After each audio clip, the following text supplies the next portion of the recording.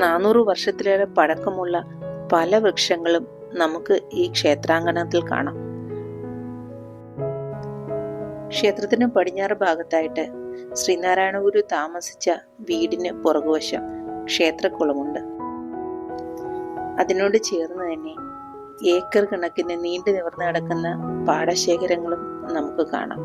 ശരിക്കും പ്രകൃതി കനിഞ്ഞനുഗ്രഹിച്ച് നൽകിയ ഏതോ ഒരു മായിക ലോകത്തെത്തിപ്പെട്ട അനുഭവമാണ് നമുക്ക് അവിടെ നിന്ന് കിട്ടുന്നത്.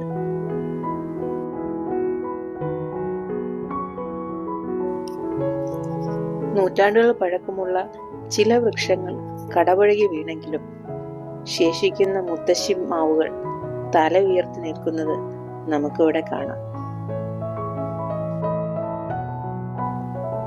ഈ കൊടും ചൂടിലും മനസ്സിനും ശരീരത്തിനും കുളിർമയേകുന്ന നിരവധി കാഴ്ചകളും അനുഭവങ്ങളുമാണ് നമുക്ക് ഇവിടെ നിന്ന് കിട്ടുന്നത്.